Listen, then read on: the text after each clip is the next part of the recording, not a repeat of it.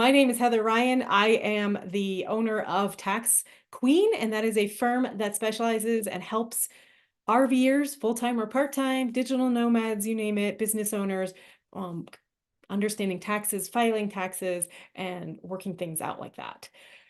So let's start from the beginning. We are in the thick of tax season. You can imagine it is March, my busiest month. So I am going to try to keep this a little short and sweet. I did get 3 questions ahead of time, and I'm happy to answer those. And for anyone who is live, I might take a couple of questions there as well. But otherwise, I'm going to just dive on in.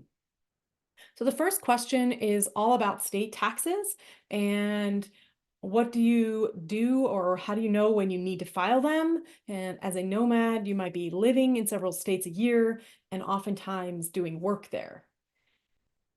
So this is not a blanket answer. This is not this one situation works for everybody. And in this particular case, I always work with my clients on an individual basis to understand what they're doing, how they're working, what states they've been in, like how long they've been in there, because filing state taxes are dependent on a couple of things. You have to physically be working there.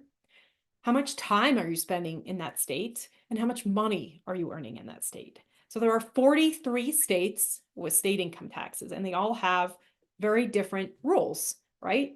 So we have to comply with those rules, and that's why I work with people on an individual basis to really understand what's going on in their situation.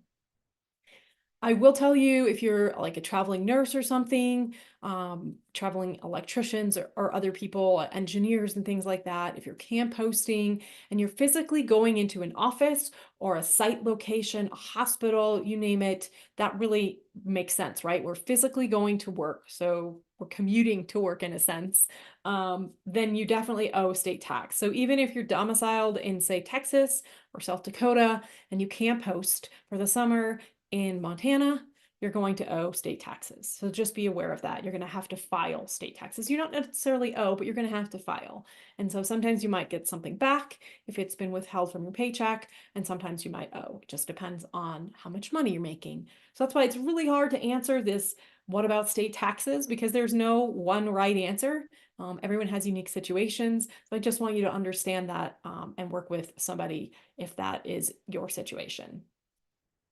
The second question I got ahead of time is I am self-employed with 2 single-member LLCs. And I've used TurboTax for filing without issues for years. Will it still meet my needs? Um, First of all, I want people to understand, and I get this a lot, what an LLC actually is, and it's just a sole proprietor. It's a legal entity, really not a taxable entity. So when you're a single member LLC, you're just a sole proprietor for tax purposes.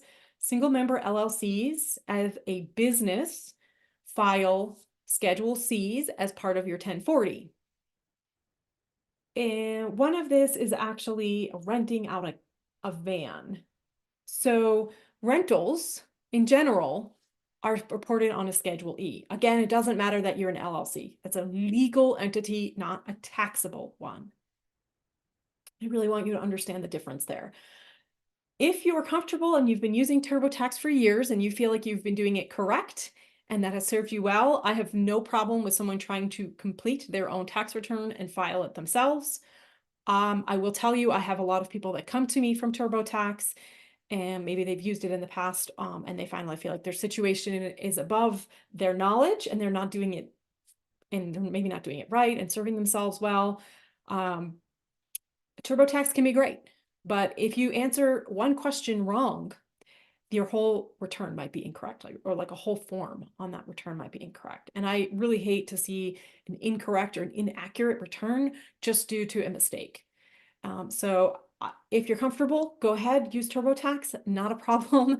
If you feel like it's too complicated for you and you want to make sure that you have the support from a tax professional, and I think it's one of the differences, like when I work with my clients, I am here year round to support them. And so TurboTax doesn't offer that. Just my 2 cents. Again, if TurboTax works for you, go ahead, do them, use it, great. If you think you can do everything correctly.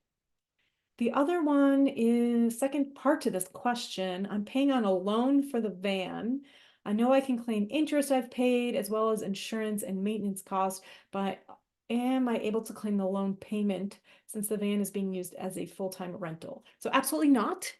Loan payments, no matter what they're for, are not tax deductible. As you mentioned here, the only thing deductible is the interest paid on the loan. So the interest paid, whether it's a home, like a mortgage, whether it's a loan for a van, whether it's the EIDL, we just went through COVID and we had a lot of that COVID loans, whatever it is, business loans, anything related to loans, the only thing you're allowed to deduct is the interest expense. Everything else is just paying down the loan. So you're paying down the principal.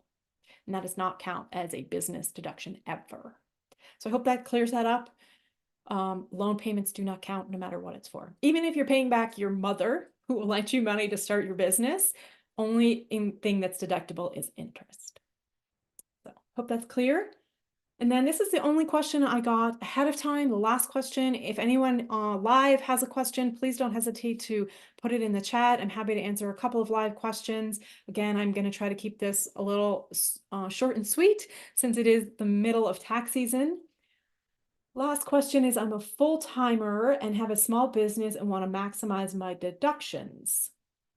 So I don't really see a question here, but this, it depends on your industry, it depends on what you're doing. So I can't really answer this question. This is a very blanket, very broad question. Really, there's actually no question, but I would love to answer it if you are online, whoever asked this.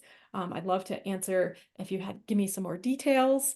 But business deductions, I can kind of go into those a little bit, some basic ones. If you have business insurance, any kind of software, computer, if you have internet or phone that you're using, anything very specific to your industry, for content creators and things, I see, cameras or drones, editing software to make the videos, things like that.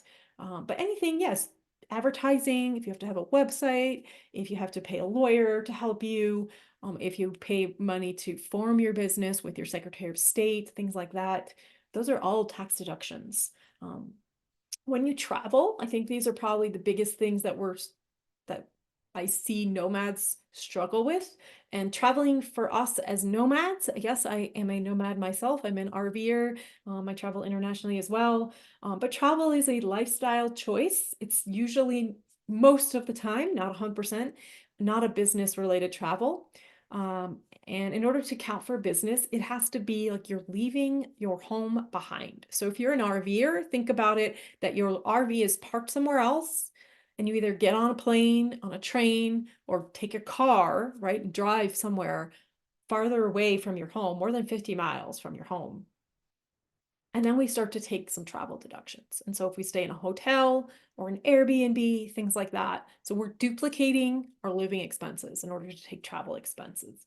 Just because we live in an RV, for one example, does not make all of your travel business related, even if you're working from the RV. So I get this a lot, actually, travel expenses. If you're parked at a campground and you drive to meet with someone at a restaurant or a Starbucks, a coffee shop, maybe you're attending a conference and things. So the mileage from the campground to that coffee shop, to that event, that would count as business mileage. So that's the difference. So we have to think about it as if you're an RVer, that the RV is your home. So that doesn't make it tax deductible, just like a regular sticks and bricks stationary home would not be 100% tax deductible. So those are all the questions I got ahead of time. If anyone's online, I do see a few of you there, or here rather. Please feel free to drop a question.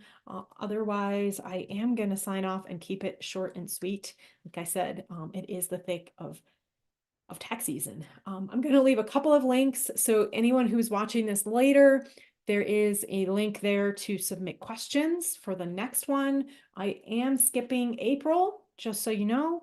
And I will be back in May. So we're looking at, let me just look at the date. I didn't get that ahead of time. So looking at May 7th for the next one.